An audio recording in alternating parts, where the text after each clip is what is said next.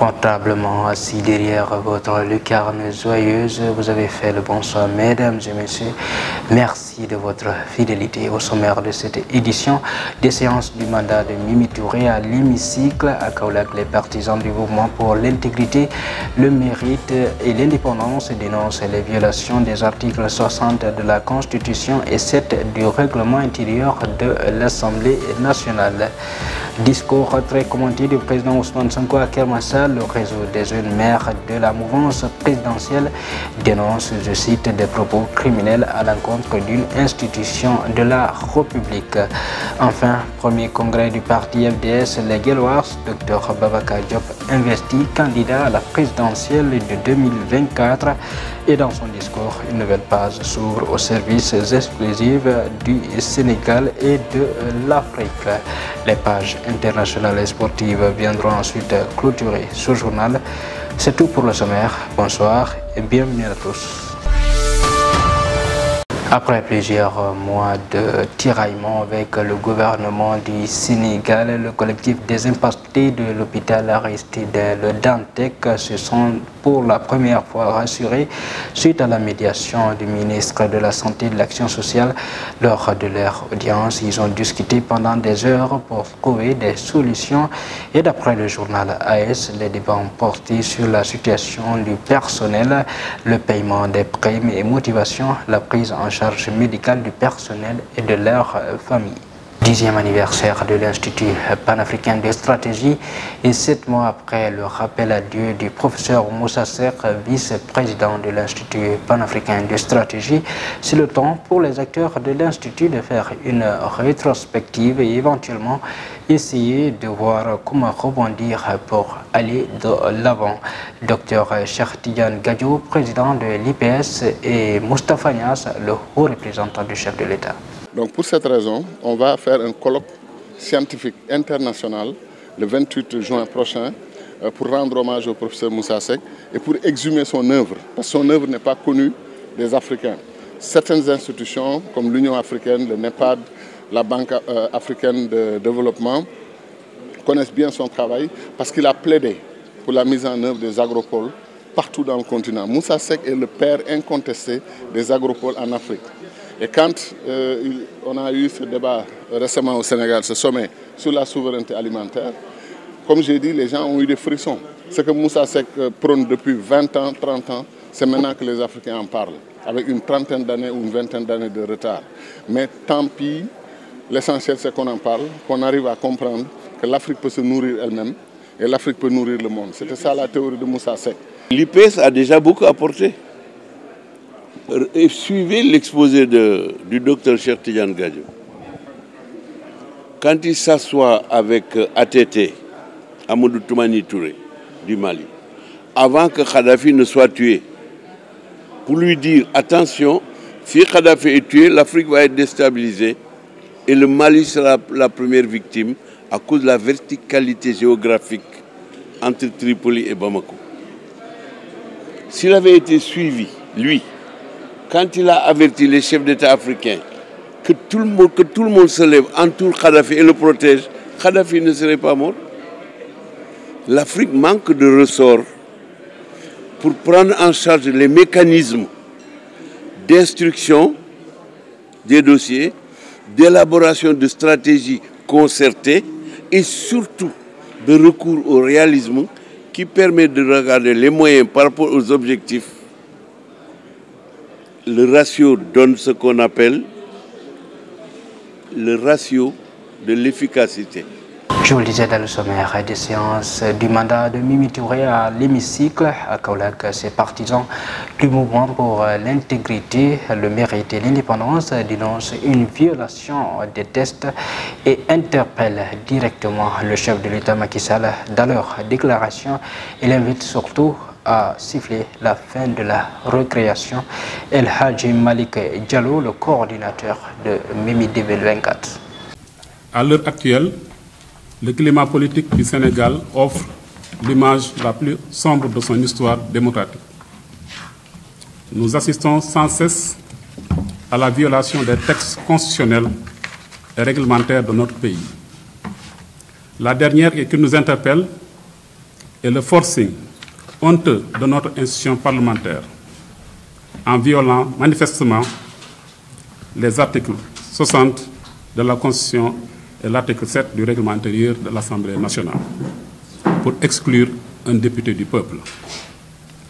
Nous interpellons le président de la République, gardien de la Constitution, comme aime bien le rappeler le doyen Ajma Choumbaï, à siffler la fin de la récréation. Cher grand frère Macky Sall et président de la République, Madame Aminata Touré n'est pas votre ennemi, même si aujourd'hui le contexte fait d'elle de votre adversaire, car elle a choisi l'opposition. Madame Aminata Touré mène un combat de principe. Jamais elle ne s'attaquerait à vous personnellement. Votre trajectoire doit vous édifier. Je n'en dirai pas plus. Après les propos tenus par le leader de PASTEF, Ousmane Sonko, en l'occurrence, dans son meeting tenu il y a cela une semaine dans le 46e département de Keur Massar, le réseau des jeunes maires de la mouvance présidentielle se sont donné rendez-vous à Kaolack où ils ont tenu à dénoncer, je cite, des propos criminels à l'encontre de l'institution que représente le président de la République, son Excellence Macky Sall. Nous écoutons la déclaration. Le degré de violence, de haine et d'irresponsabilité qui caractérise le discours a fini d'interpeller la responsabilité de tous à y faire face. C'est pourquoi, au demeurant, le réseau des jeunes maires de la mouvance présidentielle s'indigne et condamne fermement la tenue de propos criminels de M. Ousmane Sonko en direction de la première institution de la République, à savoir le président Macky Sall. Nous lui rappelons que son Excellence le président Macky Sall est la somme de la volonté répétée de tous les Sénégalais, de tout âge, de tout genre et de toute origine, dont la personnalité d'homme d'État transcende de loin les frontières du Sénégal et même de l'Afrique. En vérité, le président Macky Sall ne saurait être son alter ego. Et sa folie passionnelle de recherche du pouvoir ne rime point avec la personnalité de l'homme de Sweet Beauté qu'il incarne. Cette affaire dite Sweet Beauté, l'opposant à Adji Sarr, devrait être traitée dans le cadre strictement privé, mais qu'il a, en capitaine de l'exercice du faire-semblant, voulu politiser sur un prétendu complot dont il en est le seul artisan. La coordination départementale PASTEF Mbour, cette fois-ci, s'est réunie ce week-end pour discuter sur la situation politique nationale et particulièrement le dossier Sweet Beauté. Mamadou Lamine Diaité, le coordinateur départemental de Mbour, a dénoncé un complot monté à l'encontre de son leader Ousmane Sonko. Les Sénégalais ne veulent plus de cette alliance. Ils ont choisi un homme qui s'appelle Ousmane Sonko, qui a fini de convaincre les Sénégalais de par sa probité morale, de par son parcours politique. Nous disons le lieu amphi. Nous qui sommes levés pour accompagner le président Sonko dans son projet qui s'appelle Un Sénégal meilleur, vous m'étoudez aussi, ils veulent entraver ça en créant une histoire fallacieuse. Et j'oublie que ces acteurs qui ont comploté contre notre leader, ils ont oublié de faire un stage. C'est les grands cinéastes américains, je veux citer Dick Wolf ou bien Steven Spielberg.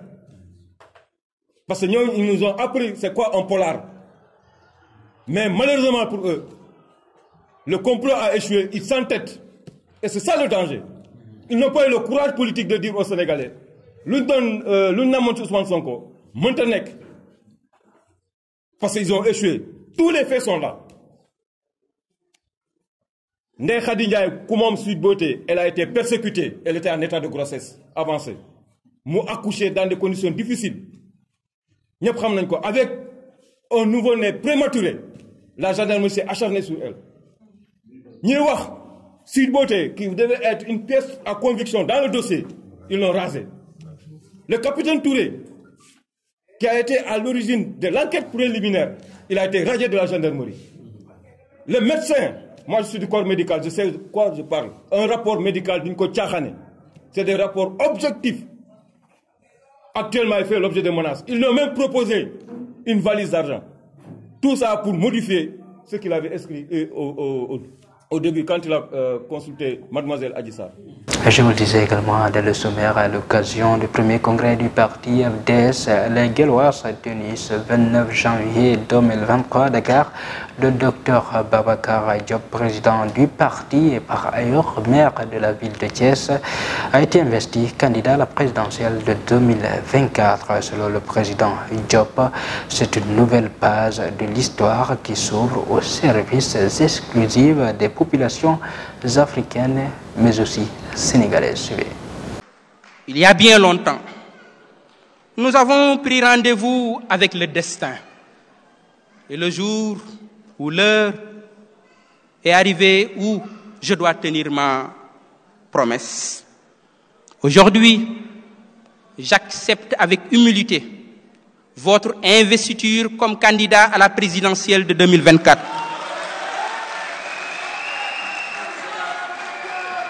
À cet instant précis,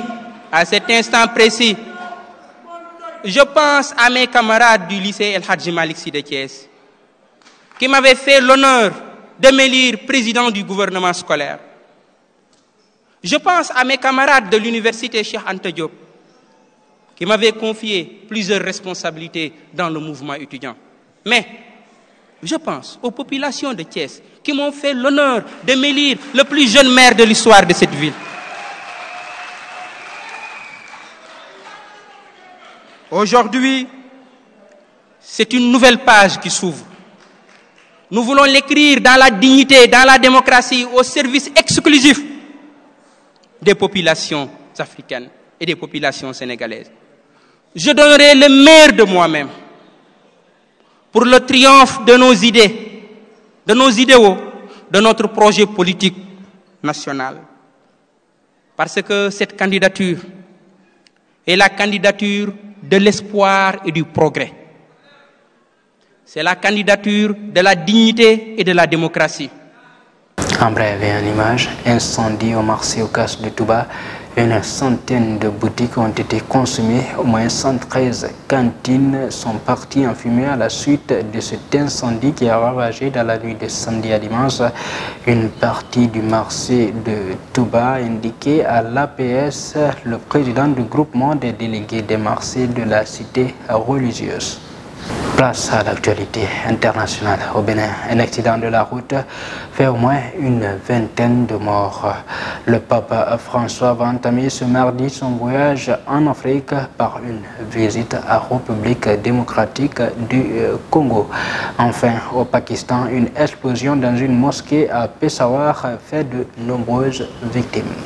Au Bénin, une collision très meurtrière est survenue entre un autocar et un camion ce dimanche 29 janvier dans le centre du pays. Le dernier bilan communiqué était de 20 morts et 22 blessés évacués à l'hôpital de la ville. Un bilan encore provisoire, c'est l'un des accidents les plus meurtriers survenus sur les routes béninoises ces dernières années. La collision mortelle s'est produite à l'entrée de la ville de Dassa, à 200 km de Cotonou, dimanche après-midi, entre un camion de marchandises et un bus. Le choc a provoqué un incendie. Les morts ont péri dans les flammes, les blessés évacués sévèrement brûlés. Et puis le pape François entame cette semaine son voyage apostolique en Afrique. Il se rend en République démocratique du Congo ce mardi 31 janvier, puis au Soudan du Sud vendredi prochain. Son arrivée à Kinshasa est très attendue alors qu'il devait s'y rendre en juillet dernier. Son voyage avait été reporté pour des raisons de santé selon le Vatican. Il se rendra pas à Goma dans l'Est à cause du conflit, à la grande déception des populations victimes des attaques dans la région. Une visite à quelques mois de l'élection présidentielle qui doit se tenir en décembre 2023. Ok. Enfin, au Pakistan, au moins 25 personnes ont été tuées, 120 autres blessés dans une explosion survenue ce lundi dans une mosquée à l'intérieur du quartier général de la police de Peshawar, dans le nord-ouest du Pakistan. L'explosion est survenue vers 13h40 au moment de la prière de l'après-midi. De nombreux fidèles étaient en train de prier lorsqu'elle a retenti. Selon certaines sources sécuritaires, un kamikaze qui se trouvait au premier rang dans la mosquée aurait déclenché sa charge alors que la prière était en cours. Une enquête a été ouverte pour vérifier ces premières informations. À présent, place à l'actualité sportive et tournoi. Il faut pour démarrer la catégorie dames. Bien sûr, les Lions du Sénégal viennent à bout du Cap-Vert en finale et arrachent le trophée. Championnat d'Afrique des Nations 2023, les Lions du Sénégal ont découvert le stade Nelson Mandela de Baraki. C'est en Algérie où ils joueront demain face au Madagascar. Enfin, Pape Gueye est déjà à Séville pour la signature de son contrat avec son nouveau club andalou.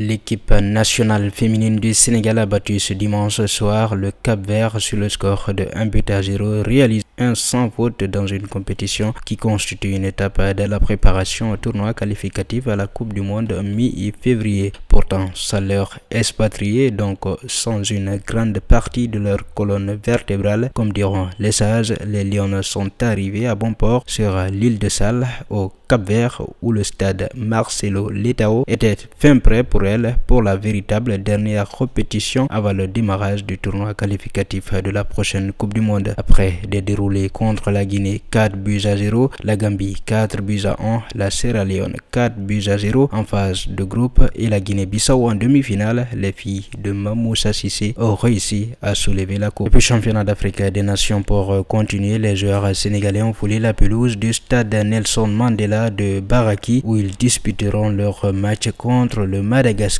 demain mardi. À travers une petite visite des lieux, les Lions locaux ont pu s'enquérir de l'état de la pelouse du stade Nelson Mandela où ils affronteront l'équipe du Madagascar. Ils ont effectué une promenade de quelques minutes sur la pelouse. Certains en ont profité pour réaliser des photographies. À noter que les joueurs ont ensuite retrouvé le stade annexe où ils ont effectué leur première séance d'entraînement en vue de cette rencontre. Le rappel prévu demain mardi soir à partir de 19h GMT. Enfin, le mercato tire à sa fin et les transferts chancènent sur les joueurs sénégalais. Après le départ de Bamba Dieng, il faut noter celui de Pape Gueye qui se retrouve actuellement à Séville, la ville de son nouveau club. Les choses n'ont pas tardé sur ce dossier. Pape Gueye se trouve actuellement en Séville, dans la ville de Séville, pour rejoindre le club andalou qui a réussi à boucler un accord pour son prêt jusqu'à la fin de la saison, informe le média espagnol El Mundo Deportivo. Mesdames et messieurs, voilà qui va faire cette édition. À l'information, tout le plaisir a été pour moi de vous servir. Restez accompagnés des programmes de la Tempo Africa TV, les meilleurs.